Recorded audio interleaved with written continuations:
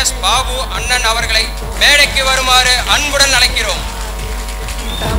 நமது விழாவின் சிறப்பு விருந்தினராக வருகை தந்திருக்கும் கோவை தெற்கு மாவட்ட கழக செயலாளர் விக்னேஷ் அண்ணன் அவர்களை மேடைக்கு வருமாறு அன்புடன் அழைக்கிறோம்.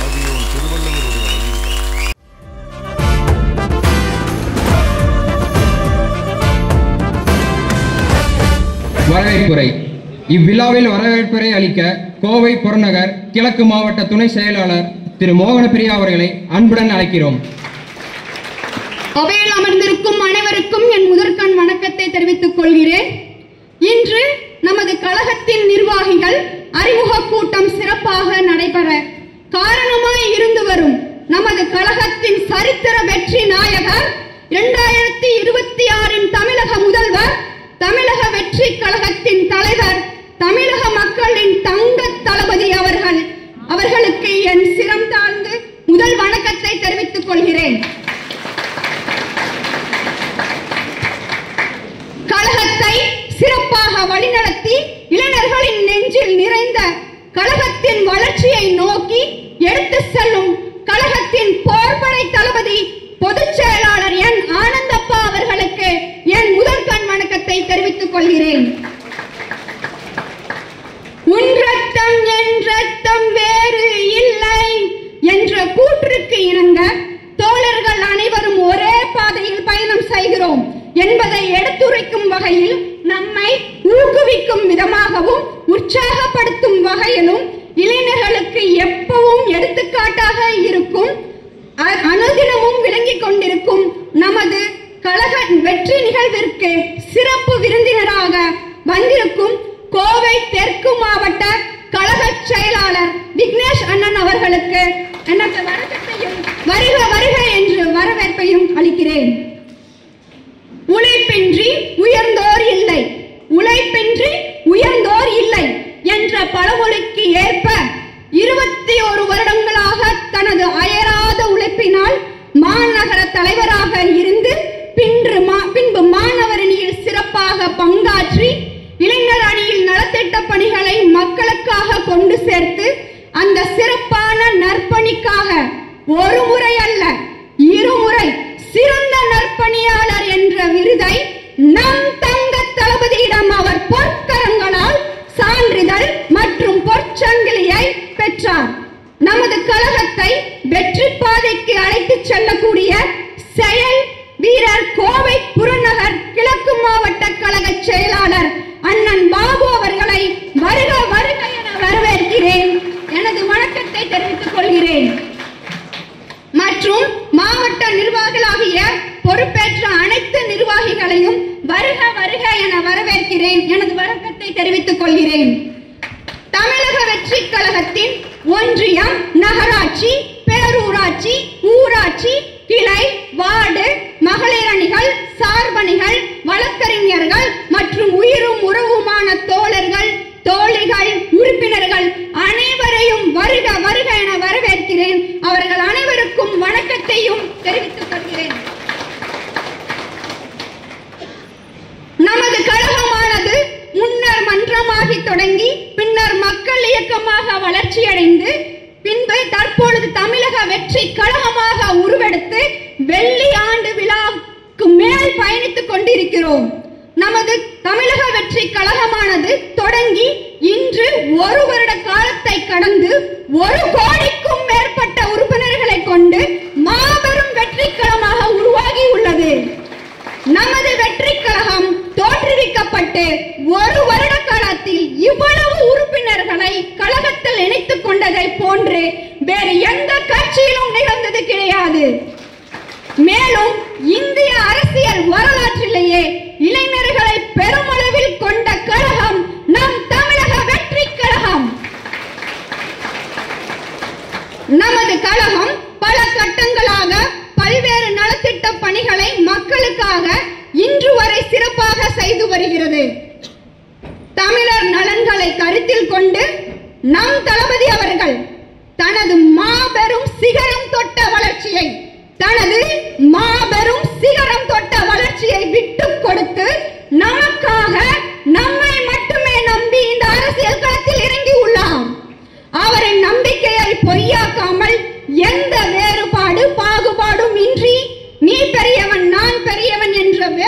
இல்லாமல் அனைவரும் நண்பர்களாகவும் தோழர்களாகவும் நண்பிகளாகவும் ஒன்றிணைந்து நமது தளபதியை 2026 முதலமைச்சர் அணியில் அமர்த்துவது கழக தோழர்களே தோழிகளே நம் கையில் தான் உள்ளது.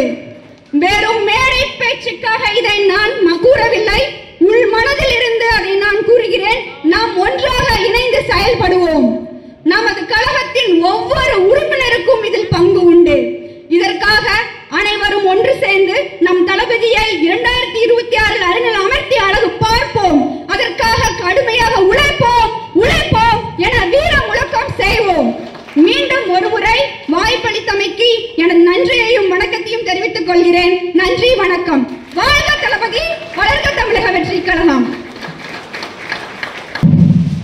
நமது கோவை புறநகர் கிழக்கு மாவட்ட கழக செயலாளர் திரு எஸ் பாபு அண்ணன் அவர்களை வாழ்த்தி சில வரிகளை பேசுமாறு திருமூர்த்தி வரை அழைக்கிறோம். அனைவருக்கும் இனிய காலை வணக்கம். எனது பெயர் சத்தியமூர்த்தி. திருமூர்த்தி மாதிரி சொல்லிட்டாரு, இருந்தாலும் பரவாயில்ல, ரொம்ப சந்தோஷம். பிறப்பிற்கும் எல்லா உயிர்க்கும் கற்பி ஒன்று சேர் புரட்சி செய். தமிழக வெற்றி கழகத்தில் நாம் இணைந்தது போல அனைவரையும் ஒன்று சேர்ப்போம். நமது தளபதி நெஞ்சில் குடியிருக்கும் எனது அன்பு தோழமைகள் அனைவருக்கும் எனது முதற்கண் வணக்கத்தை தெரிவித்துக் கொள்கிறேன். முதல் நிகழ்வாக தமிழ் தாய் வாழ்த்து பாடல் பாடி மரியாதை செலுத்தி, வீரப்பெண் வேலுநாச்சியார், கல்விக்கண் திறந்த காமராஜர், பெண் உரிமை, சாதிய எதிர்ப்பு, பகுத்தறிவு கொடுத்த பெரியார், சமத்துவம், சட்ட உரிமை பெற்றுத்தந்த அண்ணல் அம்பேத்கர், சமூக சீர்திருத்தவாதி, சுதந்திர போராட்ட தியாகி அஞ்சலை அம்மாள், நம் கொள்கை தலைவர்கள் வழியில் என்றும் நாம் பயணிப்போம் என்பதை மலர் தூவி மரியாதை செய்தோம். அதுபோல இப்ப பாயிண்ட்டுக்கு வரேன். நமது கோவை மாவட்டத்தில் ஆட்டோ ஓட்டிக்கிட்டு குடும்ப சுமையை தாங்கிக்கிட்டு தளபதி ரசிகனா ஓடி ஓடி உழைச்சவருங்க நம்ம அண்ணன். தளபதிக்கு இப்பவும் பிடிச்சவருங்க. அதனாலதான் அண்ணனை நியமிச்சு நம்மளை பணி சிறக்க வச்சிருக்காரு. மக்கள் இயக்கத்தில் மக்களோடு மக்களாக களத்தில் இறங்கி மக்களுக்காக மக்கள் குறைகளை கேட்டு தளபதி அவர்களுக்கு தகவல் கொடுத்து கோவை மாவட்ட தளபதி ரசிகர்கள் சார்பாகவும் அவர் வேற யாரும் இல்லைங்க, நம்ம அன்பு தளபதி விஜய் அண்ணன் அவர்களால் நியமிக்கப்பட்ட நமது எஸ் பாபு அண்ணன் அவர்கள் தானுங்க. தளபதி எஸ் பாபு அண்ணன் வளர்க. எப்பவுமே நம்ம அண்ணன் கூட நாங்க எல்லாருமே இருப்போங்க. கூப்பிட்ட குரலுக்கு களப்பணி செய்ய தயாரா இருக்கிறோம் சொல்லி எனது உரையை குறுகிய காலம் இருப்பதால் முடித்துக் கொள்கிறேன். நன்றி, வணக்கம். சிறப்புரை. அடுத்தபடியாக சிறப்புரை ஆற்ற கோவை புறநகர் கிழக்கு மாவட்ட நம் மாவட்ட கழக செயலாளர் திரு பாபு அண்ணன் அவர்களை அன்புடன் அழைக்கிறோம்.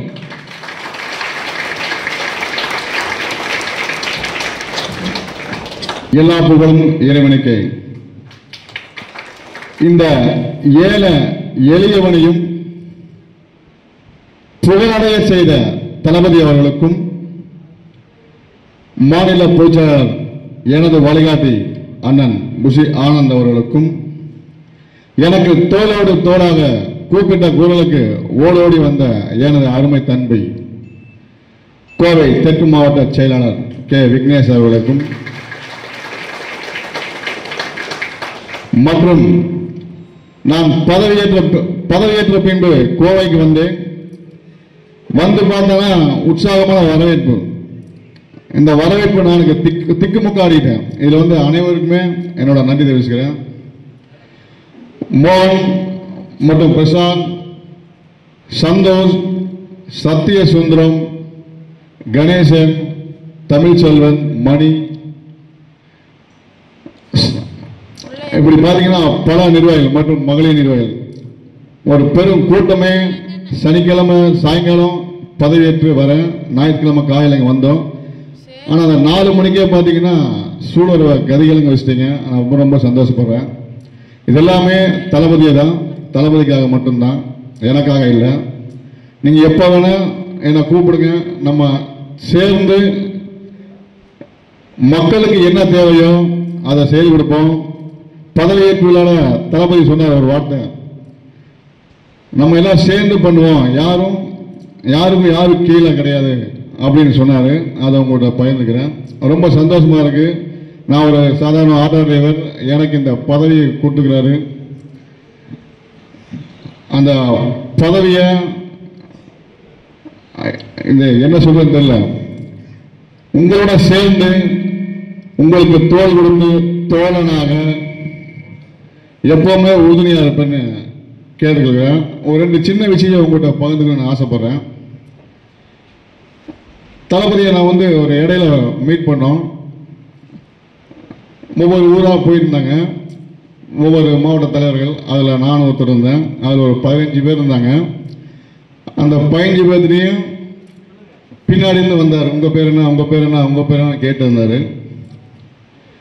அப்போ நான் எந்திரிச்சு பேரை சொல்ல முயற்சியும் போது தளபதி சொன்ன ஒரே வார்த்தை, ஏன் உங்கள் பேர் எனக்கு தெரியாதா அப்படின்னாரு.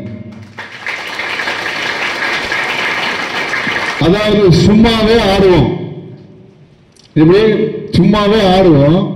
காலில் சலக்கு கேட்டா கேட்டுக்குவா வேணும். அது ரொம்ப அந்த இடத்துல ரொம்ப எனக்கு பெரும் மகிழ்ச்சியாக இருந்துச்சு. இன்னொரு விஷயம் அதையும் சொல்ல கடமைப்பட்டுக்கிறேன். எனது தகப்பனார் காலமானார். அன்னைக்கு மதியமே தளபதி அவர்கள் என்னை கூப்பிட்டு விசாரிச்சார். நான் ஒரு சாதாரண ஆட்டோ டிரைவர். இது ஏன் திரும்ப திரும்ப சொல்றேன்னா, நம்ம ஒவ்வொருத்தரும் உழைப்பு, நம்ம உண்மையா உழைச்சா நம்ம ஜெயிக்கலாம். எதுக்கு எடுத்துக்காட்டு நான் தான்.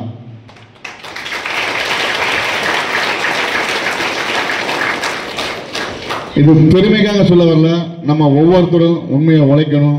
அதுக்கான இலக்கை நம்ம கண்டிப்பா அடைவோம். அந்த நேரத்தில் சந்தோஷமா அதை பகிர்ந்துக்கிறேன். உங்களுக்கு எந்த நேரத்தில் வேணாலும் கூப்பிடுங்க. கண்டிப்பா நம்ம எல்லாரும் ஒண்ணுதான். ஆனால் 12 மணிக்கு கூப்பிடக்கூடாது, 1 மணிக்கு கூப்பிடக்கூடாது அப்படியே கிடையாது. 24 மணி நேரமும் என்னோட போன் ஆன்ல தான் இருக்கும். ஒரு சில நேரங்களில் மட்டும் எடுக்கலன்னா திருப்பி கண்டிப்பா கூப்பிடுவேன். அதனால நீங்க எல்லாரும் ஒரு விஷயத்த சொல்லணும்னா எப்போ வேணா கூப்பிடலாம். நான் எப்போ வேணா ஓடோடி வரக்கு தயாராக இருக்கிறேன்.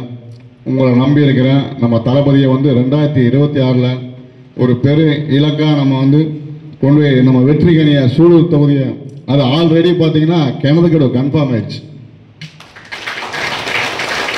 வெற்றி அதாவது பூ பூத்தாச்சு, புடுங்கிறது ஒன்று தான் பாக்கி, கிணத்துக்கடவு. அதே போல நம்ம இந்த சூலூர் தொகுதியும் நம்ம தளபதிக்கு வெற்றி மலரை கொண்டு காணிக்கையாக்குறோம்.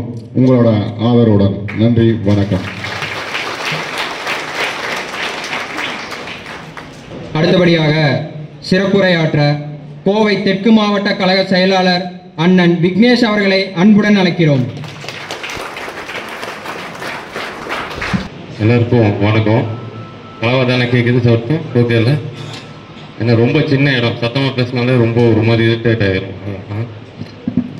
இங்கே வந்திருக்க நம்மளோட கழக நிர்வாகிகளுக்கும் மகளிர் அணி நிர்வாகிகளுக்கும் மற்றும் கழக தோழர்கள் அனைவருக்கும் என்னோட முதற்கண் வணக்கத்தை தெரிவித்துக் கொள்கிறேன். எனக்கு இல்லை, நான் எப்போவுமே இந்த ஸ்டேஜில் பெருசாக இந்த அக்கா பேசின மாதிரி கூறினார்கள், அவர்களை இவர்களை பாபுனை பேசின மாதிரி பெருசாக வராது. ஸோ அதனால் எப்போவும் நேரில் பேசுகிற மாதிரி பேசிட்டுறேன். பாபுன்னு வந்து இந்த மாதிரி இந்த இடத்துக்கு அவர் வரணும்னு அவர் எவ்வளோ ஆசைப்பட்டாருன்னு தெரியல, ஆனால் நான் ரொம்ப ஆசைப்பட்டேன். இதே மாதிரி அவரை ஒரு இடத்துல உட்கார வைக்கணும், இந்த மாதிரி பார்க்கணும் அப்படிங்கிறது அவரோட எனக்கு ரொம்ப விருப்பமாக இருந்துச்சு. ஏன்னா நான் இப்போ இங்கே இவ்வளோ பெருசாக இருக்கிறதுக்கு காரணம் அவர் தான். கிட்டத்தட்ட இதை நான் அவர்கிட்ட கூட சொன்னதில்லை. கிட்டத்தட்ட வந்து ஒரு 2 வருஷத்துக்கு முன்னாடி நினைக்கிறேன், 2 வருஷத்துக்கு முன்னாடி வந்து தளபதியோட பிறந்தநாள் அன்னைக்கு பாபுன்னு சரின்னு சொன்னனால தான் நான் வந்து கோயம்புத்தூரோட தெற்கு மாவட்ட தலைவராக வந்தேன். ஒருவேளை அவர் அன்னைக்கு வந்து அதை தவிர்த்திருந்தாருன்னா அது வரைக்கும் நான் வந்திருக்க முடியாது. ஸோ அதனால அவருக்கு வந்து என்னோட மனமார்ந்த வாழ்த்துக்களை தெரிவிச்சுக்கிறேன். அப்புறம் பார்த்தீங்க அப்படின்னா தமிழக வெற்றி கழகம். இங்க இருக்க பாதி பேருக்கு அரசியல் தெரியாது. இது எல்லாமே புதுசா இருக்கும். என்னடா பாட்டு போட சொல்றாங்க, எந்திரிச்சு நிக்க சொல்றாங்க, ஏதோ பேசுறாங்க அப்படிங்கிற மாதிரி தான் இருக்கும். ஏன்னா நம்ம எல்லாருமே வந்து அரசியல்வாதியா இங்க வரல, தளபதியோட ரசிகர்களாக தான் வந்திருக்கோம். ஆனா தளபதியோட ஆசை நம்மளெல்லாம் இந்த மாதிரி ஒரு இடத்துல வச்சு பார்க்கணுங்கிறது. ஸோ அவர் என்ன சொன்னாலும் அந்த வேலையை செய்யறதுக்கு தயாரா இருக்கிற கூட்டம் தான் நம்ம தளபதியோட ரசிகர்கள். ஸோ இதுக்கப்புறம் தமிழக வெற்றி கழக தொண்டர்களா மாறி தளபதியோட வழியில தமிழக வெற்றி கழகத்தோட ஆட்சியை வர 2026 எல்லாரும் வந்து நிறுவருக்கு போராடணும். அதோட தொடக்கமா இந்த சூலூர் தொகுதி இருக்கணும் அப்படிங்கிறது உங்ககிட்ட கேட்டுக்கிறேன். அதே மாதிரி பாத்தீங்க அப்படின்னா இப்போ ஒரு பர்சனலா சில விஷயங்கள் மட்டும் சொல்லிடுறேன். இந்த சூலூர் தொகுதியை பொறுத்த வரைக்கும் நிறைய குழப்பங்கள் இருந்துச்சு. தமிழக வெற்றி கழகத்தை பொறுத்த வரைக்கும் இது வரைக்கும் இருந்ததுலயே வந்து இவ்வளவு வருஷம் நம்ம மக்கள் இயக்கமா இருக்கும்போது அப்ப இருந்தே வந்து நிறைய குழப்பங்கள் இருந்துச்சு. இது என்ன, யாரை ஃபாலோ பண்ணணும், இன்னொரு அவரை பண்றதா இல்ல இவரை பார்க்கறதான்னு ஆளாளுக்கு பிரிஞ்சு ஒரு தனித்தனி ஒரு இதாக தான் இருந்துச்சு. ஆனா இனிமேல் அது அப்படி இருக்காது. ஒரே பேரண்ட் படி உங்களுக்கு ஒரே செயலாளர், கழக செயலாளர்னா பாபுண்ணா மட்டும்தான். நீங்க வந்து எந்த சூழலை கொண்டும் அவரை தாண்டி ஒருத்தரை பார்க்கறது, நான் பக்கத்து மாவட்டத்தில் எனக்கு தெரிஞ்சவங்க இருக்காங்க, மேலே தெரிஞ்சவங்க இருக்காங்க, கீழே தெரிஞ்சவங்க இருக்காங்கன்னு சொன்னீங்கன்னா அது தளபதியும் விரும்ப மாட்டாரு, மரியாதை கூட நம்ம எல்லாம் வழி நடத்திட்டு இருக்க ஆனந்தனும் விரும்ப மாட்டாங்க. ஸோ அதனால இதை வந்து இராணுவ கட்டுப்பாடான கட்சி அப்படிங்கிறது ஒரு கட்சிக்கு அப்புறம் நம்ம கட்சி தான். ஏன்னா நம்ம கட்சியில் ஒரு புள்ளி வைக்கணும்னா கூட தளபதிக்கு தெரிஞ்சு தலைமைக்கு தெரிஞ்சா மட்டும்தான் நம்ம பண்ண முடியும். அதே மாதிரிதான் இதுக்கப்புறம் சூலூர் தொகுதியும் இருக்கணும். இங்க பதவி வந்து யாருக்குமே ஒருத்தருக்கு பதவி அறிவிச்சிடறோம், அது வந்து பட்டயம் பண்ணி எழுதி கொடுத்துறது கிடையாது. அவங்க சரியா வேலை செய்யலைன்னா அடுத்த 3 மாசம் அல்லது 6 மாசம், இதை ஆனந்தனும் சொல்லியிருக்காரு, தளபதியும் சொல்லியிருக்காரு, நிச்சயமா அவங்கள மாற்றப்பட்டு தகுதியான நபர்கள் மீண்டும் அந்த பதவிக்கு வேற ஒருத்தர் அமர வைக்கணுங்கிறது தான் நம்ம தமிழக வெற்றி கழகத்துக்கான நோக்கமே. அதனால இன்னைக்கு வந்து நமக்கு பதவி இல்லை அப்படின்னு யாரும் வருத்தப்படாதீங்க. பதவி கிடைச்சவங்களும் பதவி கிடைச்சிச்சுன்னு சந்தோஷப்படாதீங்க. ஏன்னா நீங்க அடுத்த வேலை செஞ்சுட்டே தான் இருக்கணும். செய்யறத நீங்க நிறுத்தினீங்கன்னா அது உங்களுக்கு நாளைக்கு அது உங்களுக்கு தான் கொஞ்சம் கஷ்டமாயிரும். அதனால எல்லாரும் ஒற்றுமையோட ஒன்றுபட்டு சூலூர் தொகுதியில பெரும்பான்மையான வாக்கு வித்தியாசத்துல வர 2026 தமிழக வெற்றி கழகத்தை வெல்ல வைக்கணும் அப்படின்னு உங்களை எல்லாத்துக்கும் தாழ்மையோடு கேட்டுக்கொள்கிறேன். அதே மாதிரி உங்களுக்கு வந்து இன்னொருத்தர் சொல்லிடுறேன், இவர் வந்து அட்வொகேட், அந்த அக்கா அட்வொகேட் தான் நினைக்கிறேங்க. ஸோ உங்களுக்கு வந்து சட்ட ரீதியான ஏதாவது பிரச்சனை அப்படின்னு சொன்னா, சட்ட ரீதியாக எந்த பிரச்சனைனாலும் இவரோட நம்பர் நீங்க வச்சுக்கோங்க. இவங்களுக்கு இந்த சூலூர் தொகுதியில் ஏதாவது பிரச்சனைனா உடனடியாக கூப்பிடுங்க. இவர் மட்டும் இல்லை, இவர் கூட இப்போ அக்கா மாதிரி வாங்க நீங்க. ஸோ இவங்களை மாதிரி நமக்கு வந்து வழக்கறிஞர் அணி வந்து ரொம்ப ஸ்ட்ராங்கா இருக்கு. ஸோ அதனால நீங்க யாருக்கும் எதுக்கும் பயப்பட வேண்டாம். அதே மாதிரி கொடிக்கம்பம் போடுறோம், நம்ம ஒரு ஊர்வலம், ஒரு பேரணி, ஒரு ஆர்ப்பாட்டம் அப்படின்னா முறைப்படி அனுமதி வாங்கி அதை பண்ணுங்க. அதைத்தான் தலைமையும் விரும்புறாங்க. டக்குன்னு எடுத்த உடனே நம்ம பண்ணிடலாம் அப்படின்னு ஒரு ஆர்வத்தில் பண்ணாதீங்க, அது வந்து சிரமமா இருக்கும். அதனால எது பண்ணினாலும் முறைப்படி காவல்துறையிட்டையும் மாநகராட்சியிடமும் அனுமதி வாங்கி அந்த நிகழ்ச்சியை நடத்துங்க. அதுக்கு உங்களுக்கு ஏதாவது சிரமங்கள் ஏற்பட்டுச்சுன்னா நீங்க வழக்கறிஞர் அணியை தொடர்பு கொள்ளலாம். அதையும் தாண்டி அப்படின்னு சொன்னா நீங்க பாபுனன்னு கூப்பிடலாம், இல்ல முடியாத பட்சத்தில் எனக்கும் கூட கூப்பிடுங்க, வருவோம். அதே மாதிரி தமிழக வெற்றிக்கு அவங்க ஒவ்வொருத்தருக்கும் சொல்லிக்கிறேன், உங்களுக்கு யாருக்காவது ஒரு பிரச்சனை அப்படின்னு சொன்னா நீங்க வந்து தைரியமே எங்ககிட்ட சொல்லலாம். ஏன்னா இப்போ ஒரு சின்ன சம்பவம் ஒன்று நடந்துச்சு. போத்தனூர் பகுதியில் பார்த்தீங்க அப்படின்னா நம்ம கட்சி நிர்வாகிகள் ஒரு கொடிக்கம்பை ஏற்றிட்டாங்க. அந்த கொடிக்கம்பத்தை என்ன பண்ணிட்டாங்கன்னா அனுமதி வாங்காம ஏற்றிட்டாங்க. அதையும் நம்ம ஒத்துக்கணும். ஆனால் அங்கே பல கட்சியோட கொடிக்கம்பங்கள்லாம் அங்கே இருந்துச்சு. அந்த இடத்துல வந்து காவல்துறை வந்து அந்த கம்பத்தை எடுக்கணும்னு சொன்னாங்க. நம்மளுக்கு ஓகே, சட்டத்துக்கு உட்பட்டு அந்த கம்பத்தை எடுத்தோம். ஆனால் அடுத்த 2வது நாள் அதே பகுதியில் நம்ம நிர்வாகியோட சொந்த இடத்துல அந்த கொடிக்கம்பத்தை ஏற்றணும். அன்னைக்கு அந்த கொடிக்கம்பத்தை வைக்கும் போது அதிகபட்சம் ஒரு 3-4 பேர் தான் இருந்தாங்க. ஆனால் மீண்டும் அதை எடுத்துட்டு திருப்பி நம்ம இன்னொரு பக்கம் ஏற்றும் போது 600 பேருக்கு மேலே அங்கே நம்ம திறந்துடணும். ஸோ இதுதான் வந்து நம்மளோட பலமே. நம்மளால பணம் காசு செலவு பண்ண முடியலனாலும் பரவாயில்ல, நமக்கு இருக்க பலமே நம்ம தளபதியோட ரசிகர்கள் தான். அதனால இங்க யாருக்காவது ஏதாவது பகுதியில் இந்த மாதிரி ஏதாவது ஒரு பிரச்சனைனா சொல்லுங்க. இங்க சூலூர் வேற, கிணத்துக்கரை வேற, வால்பாறை, பொள்ளாச்சி, உடுமலைப்பேட்டை வேற அப்படிலாம் கிடையாது.